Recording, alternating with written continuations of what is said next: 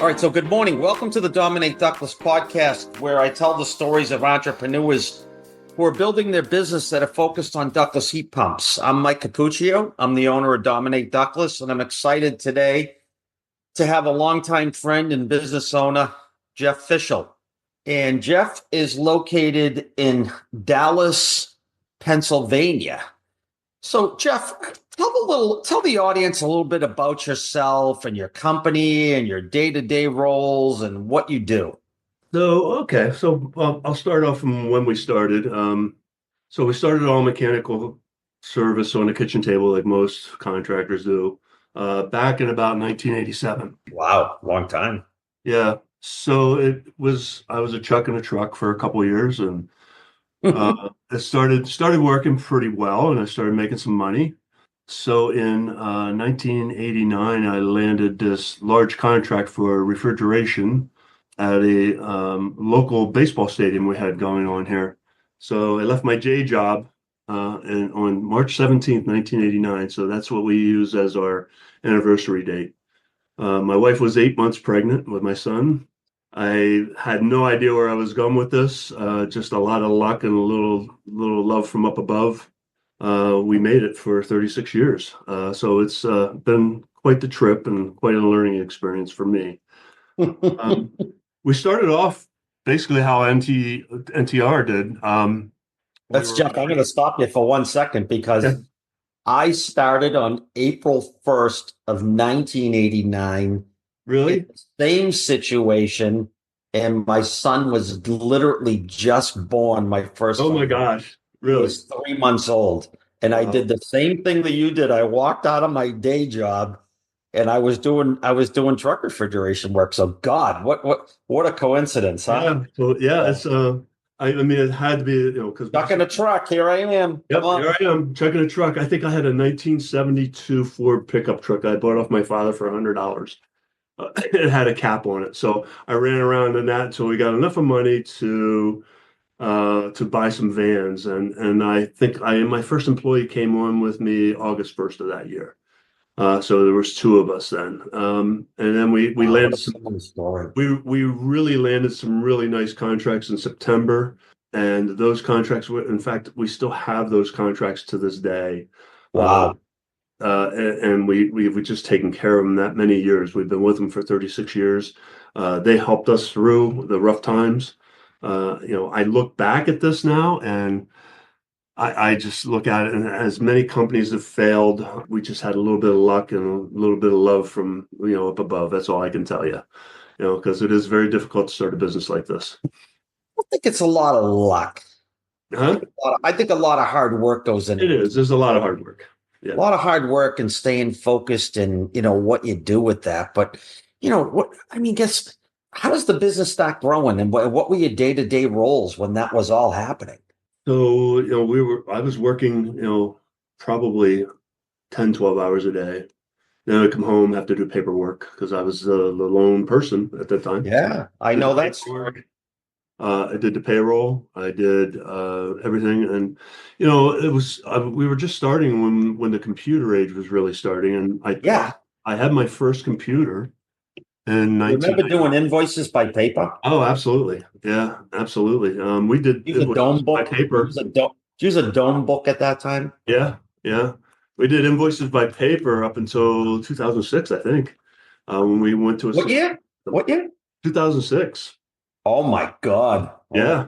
I started, I think, in 1999, I bought my first N.E.T.R computer. Really? Yeah. Mm-hmm. Yep. So I had my first computer for doing accounting. I had that in 1992. I bought that. And I thought I would have that computer forever because it had a 65 megabyte drive. Yeah. Were you using OneWrite Plus at the time? Yeah, actually, the accounting program I was using was called Money Counts. And it was bought out by Intuit. And they had a home version of it, and I started off with that. Then they came out with a business version, which we started doing our invoices on, but we still handwrote all of our invoices. Oh, okay.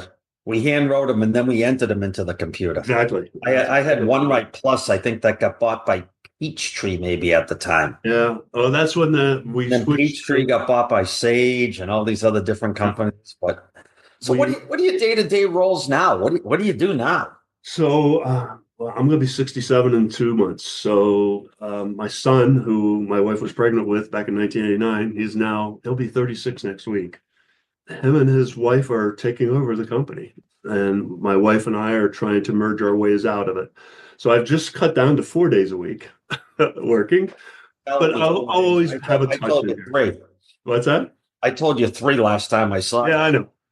So I'm starting off with four, and then hopefully by the end of the year, I hope to be down to three. What do you do every day though, now? What do you do every day? So I still have a busy So schedule I every guess what do you day. do for those 4 days? I'm doing most of the marketing now. I haven't been in the field in 2 years. Okay. I just got to the point where my body just couldn't do it anymore. It's very stressful on the body, and I just couldn't do it anymore. And so I decided 2 years ago to work more on my business than working in it, and it's paid off quite a bit by doing it. So basically, what my operation, what I do every day is do the social media, the marketing, and we didn't really start marketing until last year. Why? Why? Um, why? So just stubbornness probably didn't do any good. But Okay. I also have a coach. I've had a coach, a business coach, and I recommend that to anybody. Having a coach, somebody to talk to on a weekly basis. The coach I have is industry specific. I could tell you that he has a couple other companies that he coaches in this field. He has been on me for the last 10 years to do marketing, and finally last year I pulled the trigger on it, and it put quite a bit of money on our bottom line last year. So I Yeah. highly recommend, if you don't have a marketing program, get with a marketing program, some kind of a marketing program Yeah. to go with. We're not quite there yet. We started with postcards, and I just really didn't think postcards would fly. That was last January, not of 2024. And at first, we weren't getting really a lot of hits on them. They told me to stay with it. You'll see some return on it. And after a year and almost 3 months later, 4 months later, we are starting to see a return on just postcards. So that was cool So seeing. Yeah, the old school stuff. yeah. So that's interesting. Of all things. We started doing some electronic billboards this year. One of the biggest things I did was several years ago. We always ran around in white vans. This was probably more than 10 years ago. And that same coach, kept on me, you got to get your vans wrapped. You got to get your vans wrapped. I finally made that decision. We pulled the trigger on it and got all the vans wrapped. We had a specific wrap that we got made. Our vans are yellow and orange, which is no color you're going to find on a car lot, so they stick out when you're That's driving. a whole new brand for All Mechanical. Yes, It yeah, was red, white, and blue at the time, correct? yes, it was. So we did this whole new branding with the yellow and orange, just So it's so. kind of like the logo on the shirt that I'm seeing. Yes, yeah, that's it. So, Okay. this is actually our secondary logo. We have a primary logo too. It's blue and white. That was our original one. But the problem with that logo is it wouldn't show up on some of the colors on shirts and stuff, just like this one. So Yeah. we made a secondary logo, and You know that's what I what mean by we what I use. talked to in my class? Yeah. You know what I mean by the colors? Yep. Things might not look good on certain things. So Right. So we made a secondary logo to do that with, and so if we get a dark blue shirt, we can use a secondary logo on it. So that's why we came up with that. That works very well. But our vans, I'll tell anybody this: if there's anything as a moving billboard as your van, and everybody I meet, they every day I go to a meeting or something, tell them who I am and where I'm from, and first thing out of their mouth, we see your vans everywhere. And that's very important. And to tell you another thing, the other thing, after we wrapped our vans, all our competitors wrapped theirs. wow. Yeah, That's they all interesting. wrapped theirs then after we had Huh, ours. So that was kind of unique. that's interesting. We were leading first in that part of it. So, Jeff, uh, let me ask you this. Where did we first meet? oh God, When did Meyer Supply first meetings. meet each other? Huh? I think it had to be 10, 12 years ago. Meyer Supply may have had you in. I remember one time you were in Scranton, which is a little short jaunt for us here. Um, Okay. you were in Scranton at the Hilton there, and we had a day long meeting with Meyer Supply. I think Mitsubishi was involved with that also at the time. But I've been to uh, probably 6 to 8 of your trainings already. Why? Why Uh, do why do you come to that many? I mean, Mike, I'm going to give you a little feather in your cap. You're just okay, such a dynamic teacher when it comes to that. It's you keep us. thank you. We just attended the one in Bethlehem 3 weeks ago, I believe. 2 day seminar, and you kept everybody on the edge of their seats the whole time. I mean, it's just so worth it to go to one of your classes, and I've been to several of them. And again, it's a feather in your cap. They're great. I've gotten a lot out of them. I took some stuff back with me out of this past one that we implemented, and it works. So So, like, if I were to ask you something, how how has the training helped your business? Like, what I know, people can listen to these podcasts and competitors listen to things, but I mean, if you were to take two highlights away from, or even, two or three of those things over the past 10 or 12 years, what do you think those might have been? ooh, so I know it's a tough question. well, no, it's not Maybe it's really. just, maybe it's just the last class. I mean, what did I know you probably saw something different in that last class than what you've seen in prior classes, because I need to change the way that things are being done in the HVAC industry, because let's look at 1989 when you first started and look at 2025 today. A lot different, isn't it? Oh, completely, Yeah. completely. So to come back and answer that question, I Two think, or three things.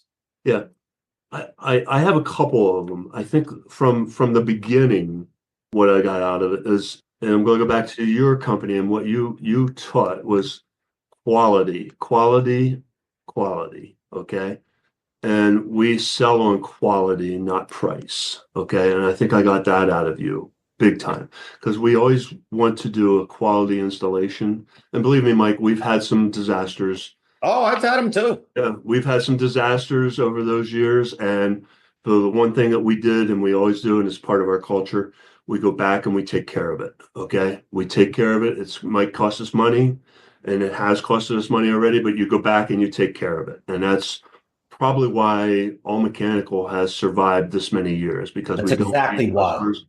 That's we don't leave exactly. customers hanging. Okay. Consider those marketing dollars. Let's put it that way. Yes, exactly. So that's one of the things I can say, and it's the quality of the installation. We're selling on quality, not price. We have many competitors selling on price and moving boxes. That's not us. If you want to do that, then you have to go to our competitors. But if you want a quality installation with no corners cut, then you call us. Okay. That's how that's what I've gotten out of your classes over the years being there.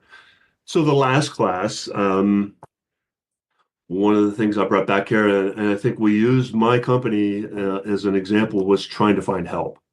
If you remember correctly, you know, we've had an ad running for installation technicians now for 2 weeks, and I've gotten 4 replies on it, and I have it posted everywhere on Google, Facebook, Indeed, everywhere. I got 4 replies from it. One looks pretty promising from that, but they're not from the industry. Okay. And I think that's very important. You pointed that out to me. We've always probably done that, Mike, but don't look for Look somebody for someone in specific. the industry. Right. Don't look for somebody specifically in the industry to do your installations and to train them. You just need somebody that's mechanically inclined that you can train. And we proved that with our company. I had a guy here who just retired last year. He was with me for 19 years. Before he started working with All Mechanical, he was a concrete pumper. He pumped concrete for a living. His trade was a carpenter. He came on board with us, and he ran our installation department for 15 years at least, that he did that. So our salesperson, Chris, as I told you, he was a waiter. but he had a mechanically ability. He was mechanically inclined. He worked on cars. He had cars. His father was a carpenter. He knew building. He knew how to measure. He's great in math. We brought him on as a helper in the installation department. He is now our salesperson, doing the sales and running the sales. So we have another guy, Bobby, who we just brought on last year. Bobby, again, was trained. He was a carpenter. He went to trade school with carpentry, and we brought Bobby on last year. He was a arborist, trimming trees. So, I think I brought that back from you, but we were already doing it. But you made me realize that, hey, you're right. We don't want to, not that we don't want to, but don't just be industry specific and try and looking for somebody who has experience. Don't be all boxed in. Right. Exactly. So I think I think we proved that in the training when we went through the exercise, and I went around the room and I asked 10 to 15 guys, let me talk to you about someone. I want someone who wasn't in your industry and is an A or a B guy for you at this point in time. And did you notice how everybody had one? yes. Yeah, I do. Yeah, and it's just I can think of my best guy. I'm talking best installer who was with me for 20 years was a fence post digger. Yeah. And but he was an auto mechanic. He Yeah. was a friend of my son's, and I used to go by his house all the time. And he'd have like a 1980 Dodge pickup truck out there with a tripod hanging over the top of the hood, pulling out an engine or something. And Yeah. I'm just looking at this guy and I'm saying, he's got mechanical ability. He's digging fences. Yeah. This kid could make so much more money working for me. And it's having your eyes open for those guys. And it's not just even the mechanical ability. And I think we pointed that out too. Right. It's the communication skills. It's the, customer service people. Think of those customer service people when you go to a restaurant and you have a good waiter or waitress that is like on you and is attention to detail. And you don't even realize that they're upselling you with appetizers and alcohol. And making more money on a bigger tip. Yep. Exactly. But they're good at it. That's what good customer service people can do, and when you look at that, it's exciting. I'm glad that you got that out of that. Anything else that you want to hit on? So anyhow, the other thing I got out of this was the speed to lead. One of the things we were having issues with was when leads were coming in, we weren't getting right on top of them.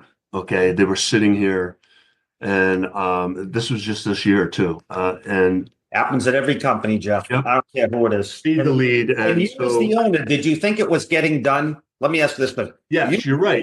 You're right. Okay, well, I think it's getting done. Huh? Yep, you're exactly right. I thought it was good, right? Yep. Yep. So we didn't have a process for it. So we had to write a process for it.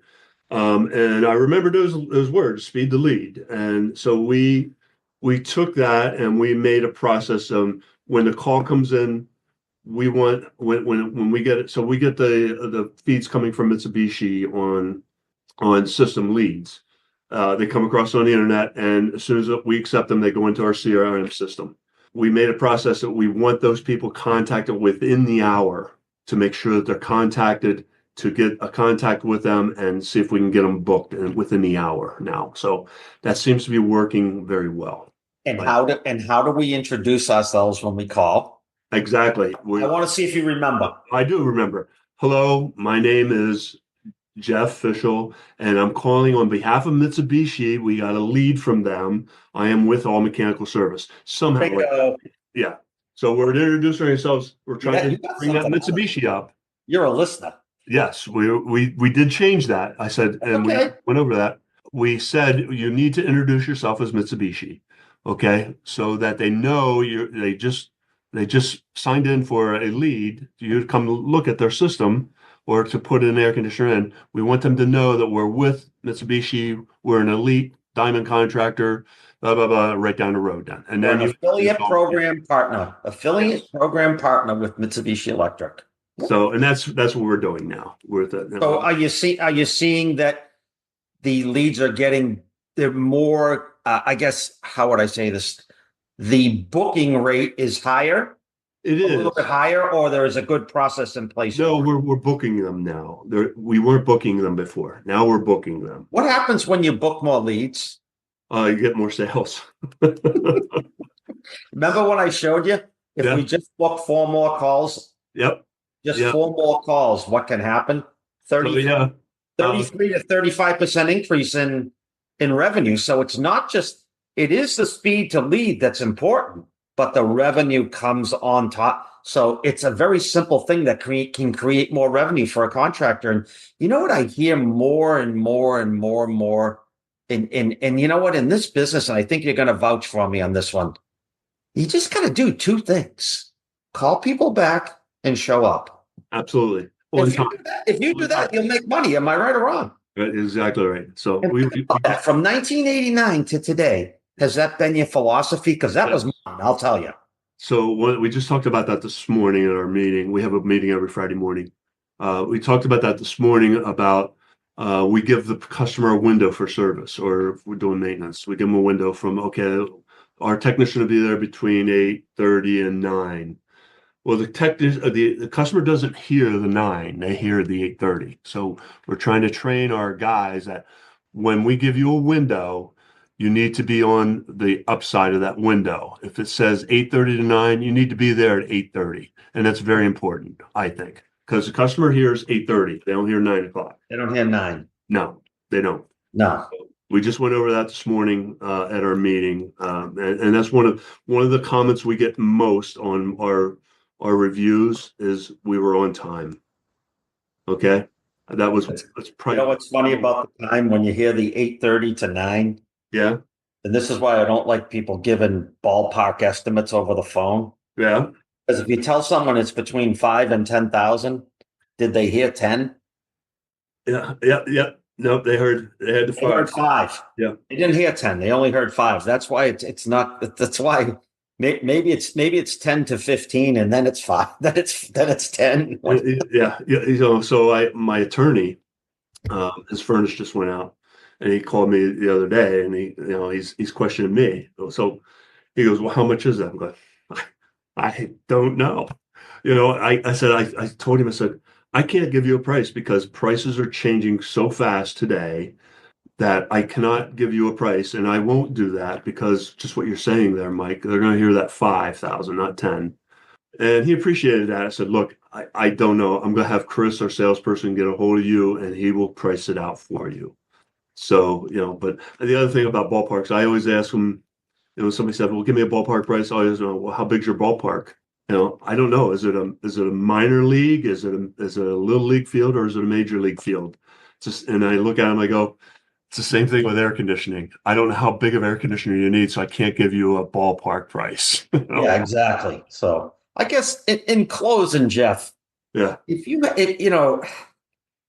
had a recommendation for other contractors around the country, I mean, from a heat pump perspective, I guess, what would that be?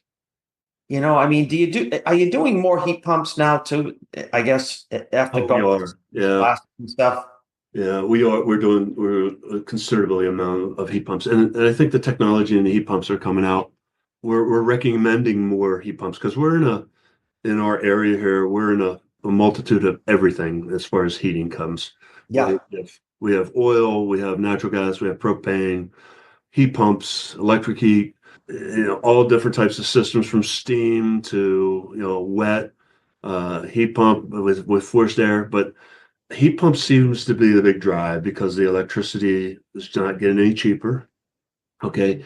Even the unitary manufacturers are coming out with higher efficiency units now, yeah, competing with the Mitsubishis and the ductless out there. So I can see, in the next 10 years, that's probably what you're going to see. And just the technology in these things, it just blows my mind. I mean, we're going down to -5 at 100% now in some of these Mitsubishi units.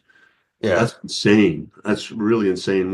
When 10 years ago, you could, if you hit 37 degrees and you were getting heat, that was great. That And was you had good. the Yeah. yeah, you had the electric heaters coming on then. Yeah. And that was not that long ago. I'm going to say 10, 12 years ago. because my son, we put in a standard Mitsubishi in his home, and he heated with that for many years. We didn't have the hyperheat out yet even. Yeah. But -5 really blows my mind, 100% on some of these units coming out. So I think it's here. It's going to stay. It's an opportunity for us in this market, even with the economy the way it is. That's the way I feel it, and then that's what the outlook looks like for us. You think it's gonna other contractors, as I see some contractors just don't buy into it. Yeah, I know. Probably good for guys like you, right? It is, but we again, it goes back to that quality price. People are looking at price, not quality. Okay. So, and so many people are doing it, not doing the customer a favor by putting in the cheapest thing they can do, and then 10 years down the road they're putting something else in. So hybrid units are becoming pretty popular here too, with Yeah. Mitsubishi. That's I another see so many contractors that just sell on price and price and price. Everything's on sale today. Everything is a price. It just right, right, not quality, and that's what we try to do. We everything don't win everything. everything has a price point. It's all price point, price point, price point. Yeah. So I mean, but And one other thing we started this year, I would like to add, we brought on Sales Builder Pro.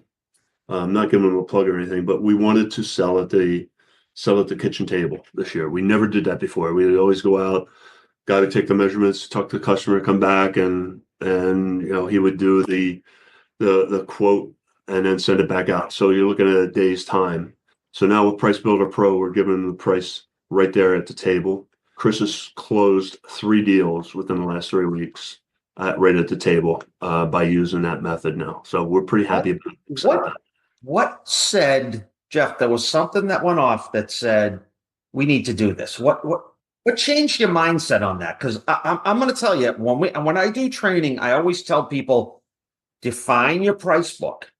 Mm-hmm. And what made it important to you to say, guys, we need to get this tool to put it at the kitchen table now because we're not doing that. Well, it was a multiple decision between myself, my son, Chris, our salesperson, that we should go with this. We actually sat down in the beginning of the year and went through all the sales programs like Sales Builder Pro. Yeah. And we had demonstrations on all of them. I think we had 4 or 5 of them. Yeah. Oh yeah. Took our time, and really we found, not a plug for Sales Builder Pro, but we found that Sales Builder Pro had the most and the best bells and whistles to it for what we were selling. We sell a Mitsubishi, and we also, our unitary is a manual. Yeah. They were able I to. agree with you there. I do agree with you. If you're selling heat pumps, that tool's got it. It just this morning he went out and we needed a price real quick. Within 10 minutes he had a price for the person. Really a nice presentation. The whole works. And Mike, this, we added Amply with it too this year. And Amply is just, people are questioning what Amply, what are you doing? What are you doing in my house with this iPad going around in it? So Chris starts a conversation with it.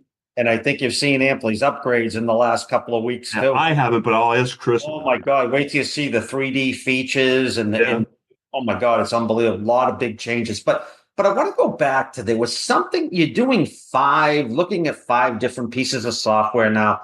What triggered you to say we need to do this, or we have to get something at the table? We were losing sales, I think. The competitors? It goes back to your speed to lead. Wait a minute. You think you're losing sales. Yeah. I don't think you think. You're the kind of guy that knows. Okay. Well, all right. I know we were losing sales from it. Okay.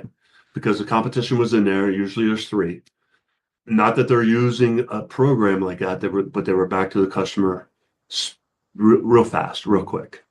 So, but with this, we're able to leave a quote before he leaves the house, unless it's something special. Yeah, unless it's something some kind of steam boiler or something special like that that we really need to look into. That's fine. But the cookie cutter systems that are out there, he can leave them a quote with 3 options. Usually 3, we can leave them with 3 options and gives them everything. And the nice thing about Salesforce Pro, it puts all the rebates down for you. It gives you all the financing information right there on 1 or 2 pieces of paper. And Chris, I was talking to Chris the other day, And he goes, what I do, he says, I just go in and he says, I present it to him. And then I just sit there and keep my mouth shut and let them look at it for a little bit. Yeah. And you know what? When you really think about it, there's a couple things I want to add to it. Is that number one is that the competition is leaving the price. You can't leave the price. They've called you to do an estimate in their home. Correct. But you can't do it. Yeah. You have to go back and do it. That's number one. Yeah. Number two is, we're not there yet, but I'm going to tell you, within the next year to two, you are going to add artificial intelligence to that sales call, and you are going to be able to start. I've seen it. I've been on multiple calls with multiple artificial intelligence sales companies now, of that, not to find out what the salesperson's doing wrong in a home, why the customers are buying what they're buying, when they're buying it, and how they're buying it, and being able to compile that data to go look at, this is my type of buyer and why they bought it. And now I can go and implement that into other types of marketing with those types of people and those affluent buyers, number one. And number two is really looking at that buyer and saying, why did they buy this?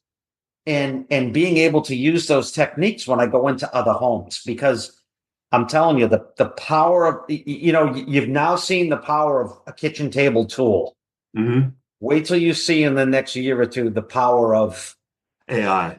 And I mean, I've been doing a lot of AI calls over the past 3 months, and I am seeing incredible things coming out of it as far as what's going on with salespeople and how they're using those tools today. So just be prepared, because that, again, 1989, 2025, a lot of changes. So I just learned something the other day on one of my calls we have an AB group on Service Nation Alliance that I was on. One of our fellow contractors on that call, his customer used AI to find out who the best contractor was in the area. Okay. And his name came up. I thought, wow. So people are using it. They're using it to check you out. Even though your Google rating is very high, they're still asking AI, who has the best Mitsubishi installation or the best price or whatever. And AI is spitting it out within seconds, milliseconds, It's amazing. It is amazing at some of the things. I was using Claude the other day, and I was asking her, I'm doing some new courses. I'm developing some new training. Yeah. Developing a four new process module based on how to market today, how to sell today, just really updating a lot of things, because I feel like I've just created a presentation 2 years ago that's outdated now. Oh, yeah. And I'm asking her, this is what I'm teaching. Can you give me the best name of what I might be able to name these courses?